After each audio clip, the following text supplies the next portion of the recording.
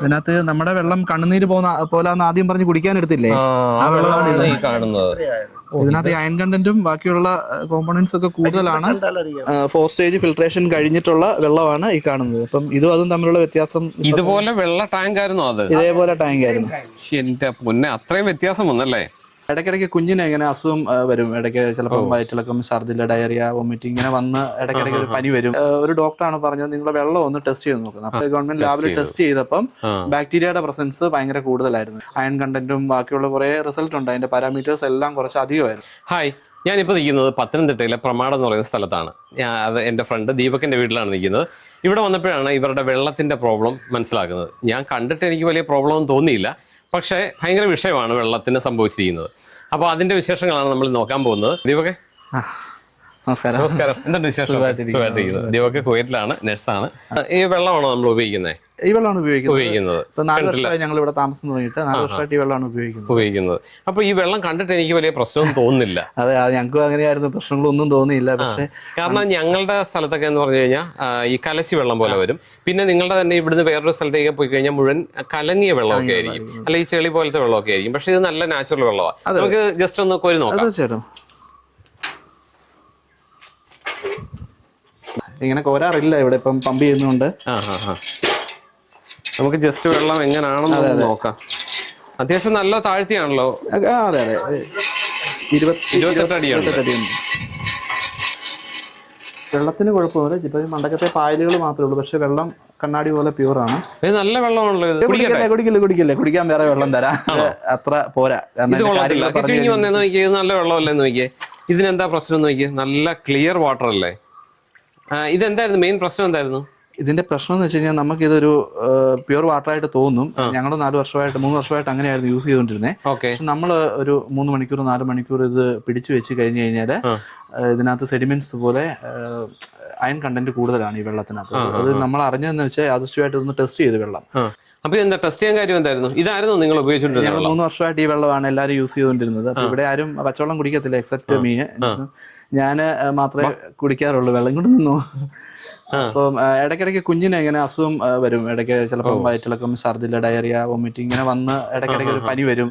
അപ്പം actually she was with me in abroad. Okay, അപ്പോൾ ഇവര് ഇവിടെ വന്നിട്ട് ഒരു 2 വർഷം ആയുള്ളൂ. അപ്പൊ വന്നു കഴിഞ്ഞപ്പോൾ ഫ്രീക്വന്റ് ആയിട്ട് ഇങ്ങനെ അസുഖം വരും. അപ്പൊ ആരും അത് ശ്രദ്ധിക്കത്തില്ല. ഞങ്ങൾ പല ഹോസ്പിറ്റലുകളിൽ പോയി, പനി വരും ട്രീറ്റ്മെന്റ് എടുക്കും, ഡയറിയ വരും ട്രീറ്റ്മെന്റ് എടുക്കും. അങ്ങനെയായി ഒരു ഡോക്ടറാണ് പറഞ്ഞത് നിങ്ങളുടെ വെള്ളം ഒന്ന് ടെസ്റ്റ് ചെയ്ത് നോക്കുന്നത്. അപ്പോഴും ഫാദറാണ് കൊണ്ടുപോയത്. ഞാൻ ഇവിടെ സ്ഥലത്തില്ല. അപ്പൊ ഫാദർ പറഞ്ഞു കുഴപ്പമൊന്നുമില്ല, വെള്ളം നല്ല വെള്ളമല്ലേ, പച്ചവെള്ളം പോലിരിക്കും. അങ്ങനെ ഞാൻ പറഞ്ഞു ടെസ്റ്റ് ചെയ്യേണ്ട കാര്യമില്ല, കാരണം ഞാനിവിടെ ഒന്നും കുടിക്കുന്നില്ല, കുഴപ്പമൊന്നുമില്ല. പക്ഷെ ഫാദർ കൊണ്ടുപോയി ഗവൺമെന്റ് ലാബിൽ ടെസ്റ്റ് ചെയ്തപ്പം ബാക്ടീരിയയുടെ പ്രസൻസ് ഭയങ്കര കൂടുതലായിരുന്നു. നമ്മൾ ഒരിക്കലും പ്രതീക്ഷിച്ചില്ല അങ്ങനെ. അതിന്റെ കൂട്ടത്തില് ഇതുപോലെ അയൺ കണ്ടന്റും ബാക്കിയുള്ള കുറെ റിസൾട്ട് ഉണ്ട്. അതിന്റെ പാരാമീറ്റേഴ്സ് എല്ലാം കുറച്ച് അധികമായിരുന്നു. അപ്പം അങ്ങനെയാണ് നമ്മള് ഇത് വെള്ളം മോശമാണെന്നുള്ള രീതിക്ക് മനസ്സിലാക്കി. അയൺ കണ്ടന്റ് അല്ലാതെ വേറെ എന്തൊക്കെ പ്രശ്നം ഉണ്ടായിരുന്നു? ബാക്ടീരിയ ആണ് ഏറ്റവും നമുക്ക് ഇഷ്യൂ ആയിട്ടിരുന്നത്. ഈക്കോളയും കോളിഫോമും രണ്ടും ഉണ്ടായിരുന്നു. അളവിലും കൂടുതലായിരുന്നു. അപ്പൊ ഞാൻ ഇതിനെപ്പറ്റി കുറച്ച് വറീഡ് ആവും, കാരണം ഞാൻ ഒരു നേഴ്സാണ് ബേസിക്കലി. അപ്പം എനിക്ക് കുറച്ച് ഞാൻ മെന്റലി ഡിപ്രസ് ആയ അങ്ങനെ കുറച്ച് ഇതായി കഴിഞ്ഞപ്പോഴത്തേക്ക് ഞാൻ ഇതിനെപ്പറ്റി കൂടുതൽ റിസർച്ച് ചെയ്തു. എന്റെ ഒരു ഫ്രണ്ട് ഉണ്ട്. അപ്പൊ പുള്ളിയുടെ ഒരു കസിൻ ആക്ച്വലി വാട്ടർ അതോറിറ്റിയിലാണ് വർക്ക് ചെയ്യുന്നത്. അപ്പൊ പുള്ളിയോട് ചോദിച്ചപ്പോൾ പുള്ളി തന്നെ 80 to 90% കേരളത്തിലെ വെൽ വാട്ടേഴ്സ് ഫുള്ള് കണ്ടാമിനേറ്റഡ് ആണ്. പക്ഷെ ആരും അതിനെപ്പറ്റി അല്ല, ആരും ചെക്ക് ചെയ്യുന്നുമില്ല. അപ്പൊ നമ്മൾ തന്നെ യാദൃശ്ചികമായിട്ടാണ് ഈ 4 വർഷത്തിൽ ഇങ്ങനെ ചെയ്യേണ്ട വന്നത്. അപ്പോൾ അങ്ങനെയാണ് ഞാൻ ഈ വെള്ളം ഡയറക്റ്റ് ഉപയോഗിക്കുന്ന നിർത്തിയിട്ട് നമ്മളൊരു ഫിൽട്രേഷൻ സംവിധാനം ചെയ്തത്. അപ്പൊ ഇത് ടാങ്കിൽ അടിച്ചിട്ട് നമുക്ക് നോക്കിയാലോ? അത് കാണും ഇതും അതും തമ്മിൽ വ്യത്യാസം ഉണ്ടല്ലേ? ഓക്കെ.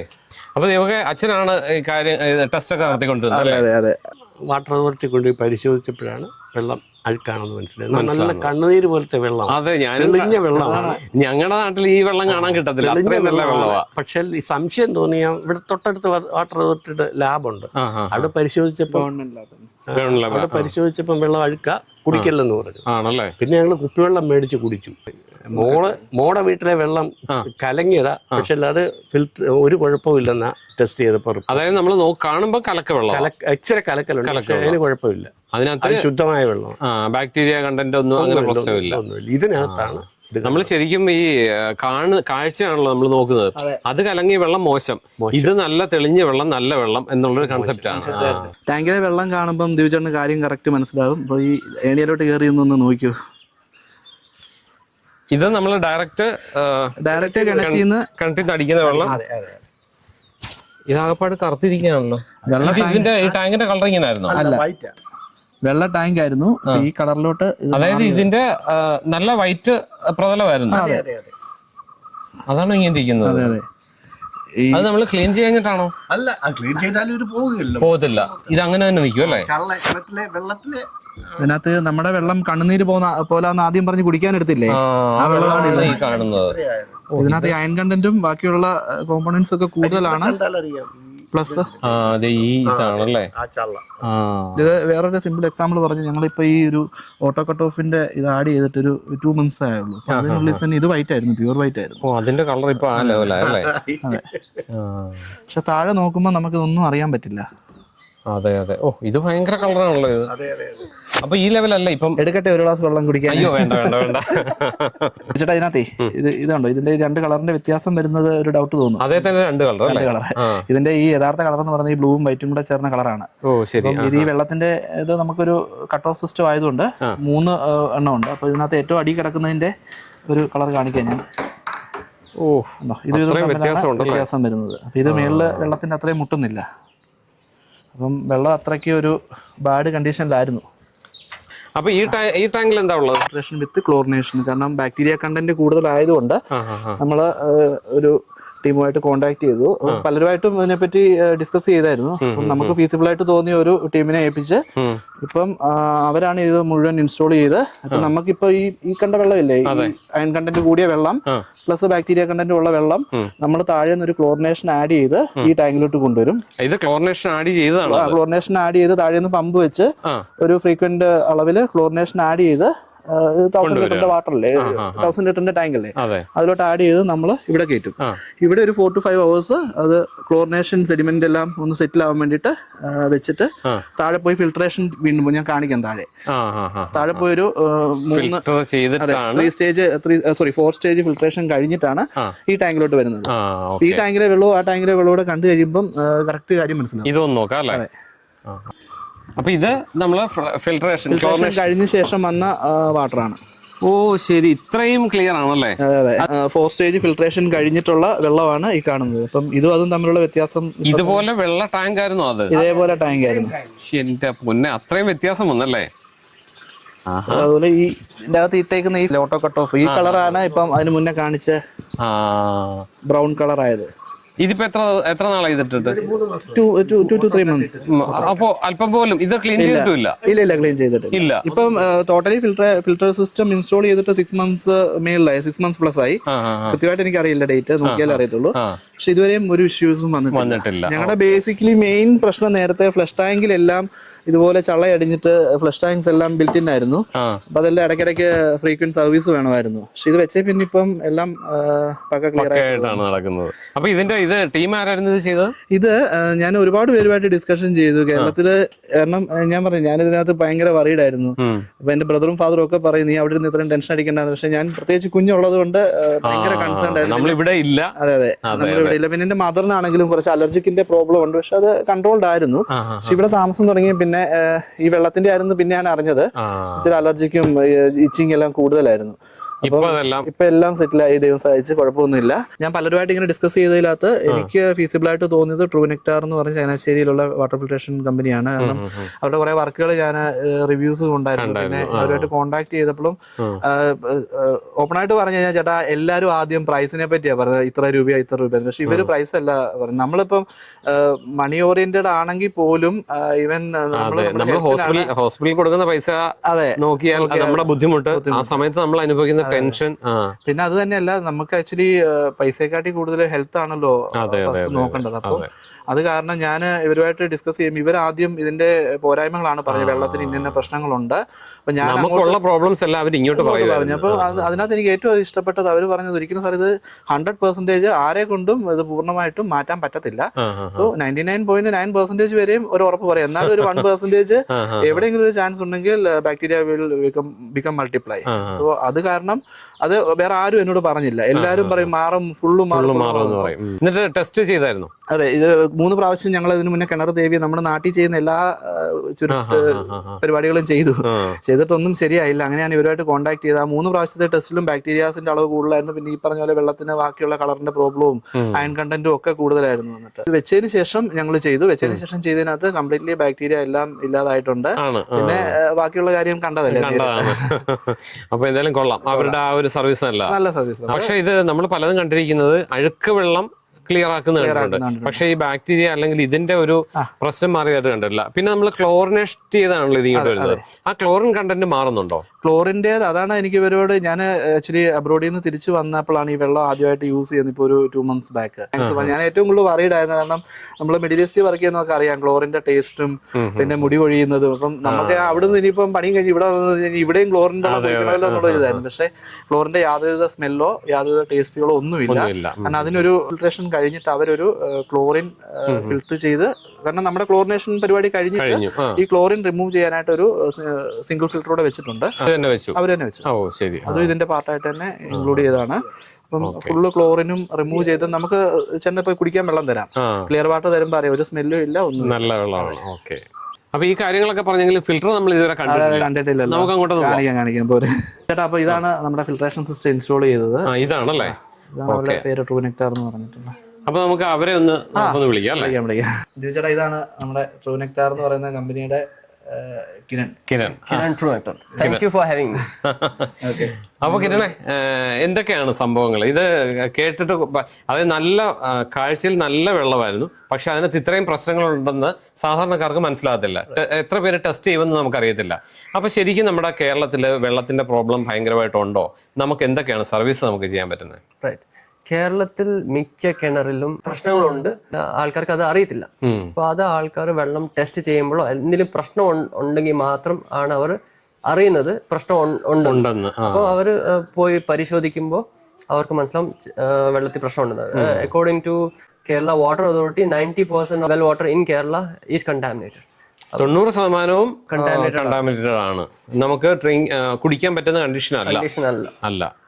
അപ്പൊ നമുക്ക് എന്തൊക്കെയാണ്, നിങ്ങൾ എന്തൊക്കെയാണ് ചെയ്യുന്നത്? മെയിൻലി ചെയ്യുന്നത് വാട്ടർ ട്രീറ്റ്മെന്റ് ആണ് നമ്മൾ കൂടുതൽ ഫോക്കസ് ചെയ്യുന്നത്. ക്ലയൻസ് ലൈക്ക് ദീപക് സർ നമ്മളെ കോൺടാക്ട് ചെയ്യുമ്പോൾ അവരുടെ പ്രശ്നങ്ങൾ അനുസരിച്ച് പ്രശ്നങ്ങൾ സോൾവ് ചെയ്യുന്നതാണ് നമ്മുടെ ഒരു ഫോം. അതെ. കാരണം ഇവിടെ ആണെങ്കിൽ കുഞ്ഞിന് സുഖമില്ലാതെ വന്നപ്പോഴാണ് ഇവര് വെള്ളത്തെ കുറിച്ച് കൂടുതൽ അറിയുന്നത്. ടാങ്ക് തുറന്നു നോക്കുമ്പോഴാണ് ഇപ്പൊ നമ്മൾ കണ്ടു ആ ടാങ്ക് പ്യൂരിഫൈ ചെയ്യുന്നതിന് മുമ്പുള്ള ആ ടാങ്കും അതിന് ശേഷമുള്ള ടാങ്ക് കണ്ടപ്പോഴാണ് ശരിക്കും നമ്മൾ മനസ്സിലാക്കുന്നത്. അപ്പം എന്തൊക്കെയാണ് നമുക്കിത് എങ്ങനെയാണ് ഇപ്പൊ ഒരു കസ്റ്റമർ വിളിച്ചു കഴിഞ്ഞാൽ അവർക്ക് എന്തൊക്കെ ഫെസിലിറ്റീസ് ആണ് നമ്മൾ ചെയ്തു കൊടുക്കുന്നത്? ഒരു കസ്റ്റമർ വിളിക്കുമ്പോൾ നമ്മൾ മനസ്സിലാക്കുന്നത് അവർക്ക് എന്താണ് പ്രശ്നമുള്ളത്, അല്ലെങ്കിൽ അവർ നമ്മളെ എന്തിനാണ് വിളിക്കുന്നത്.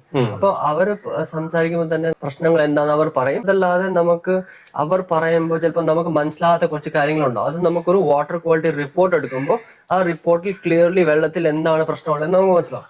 ആ റിപ്പോർട്ട് പ്രകാരം നമ്മൾ ആ വെള്ളത്തിന് ആവശ്യമുള്ള ഒരു ട്രീറ്റ്മെന്റ് സിസ്റ്റം ഡിസൈൻ ചെയ്ത് ഇൻസ്റ്റാൾ ചെയ്ത് കൊടുക്കുകയാണ് ചെയ്യുന്നത്. ഓ, അങ്ങനെയാണ്. അല്ലാതെ നിങ്ങൾ ഒരു വീട്ടിൽ ചെന്നിട്ട് വെള്ളം കണ്ട് വെറുതെ ചെയ്യുവല്ല.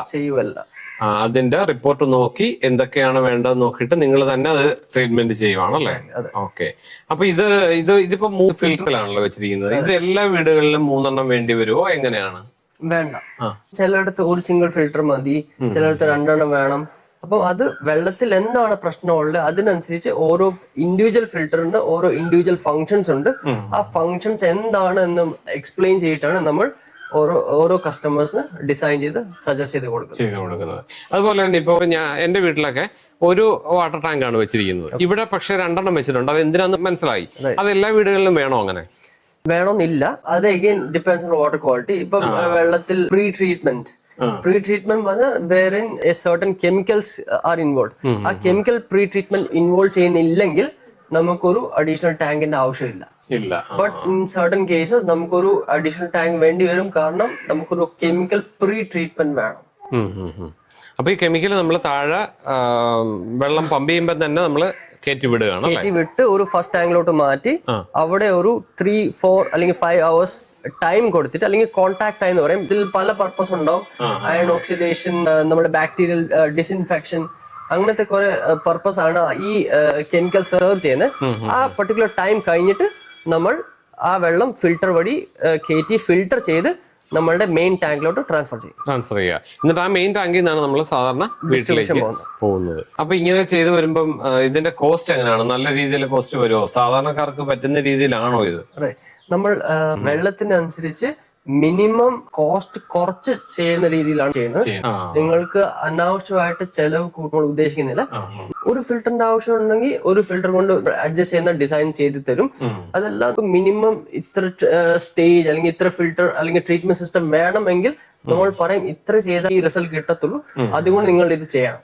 പിന്നെ അവർക്ക് കുറെ ഓപ്ഷൻസ് കൊടുക്കും. സ്റ്റാൻഡേർഡ്, അഡ്വാൻസ്ഡ്, ഹയർ കപ്പാസിറ്റീസ് ഉള്ള ഓപ്ഷൻസ് കൊടുക്കും. അവർക്ക് ചൂസ് ചെയ്യാം എന്താണ് വേണ്ടതെന്ന്. ഇപ്പൊ അംഗസംഖ്യ കൂടുതലനുസരിച്ച് നമ്മൾ 2 നില വീടിന് ഇത്ര എണ്ണം വേണം, അങ്ങനെയുണ്ടോ? സ്റ്റാൻഡേർഡ് കപ്പാസിറ്റീസ് ഉണ്ട്.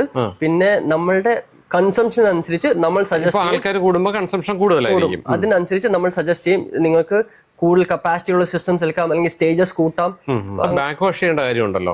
ഇത് എത്ര ദിവസം കൂടുമ്പോൾ ചെയ്യണം? എങ്ങനെയാണ് അതിന്റെ രീതി? ഇവിടെ ഈ പർട്ടിക്കുലർ മോഡൽ നമ്മൾ കുറച്ച് ടൈം ഫ്രീക്വൻസി കൂട്ടി ആണ് തന്നിരിക്കും. ഇപ്പൊ കപ്പാസിറ്റിയും കൂടുതലാണ്. ഇവരുടെ വെള്ളത്തിലുള്ള അയൺ കണ്ടന്റ് കമ്പാരിറ്റീവ്ലി ലോ ആണ്, നോട്ട് ലോ ആണ്, കമ്പാരിറ്റീവ് ലോ ആണ്.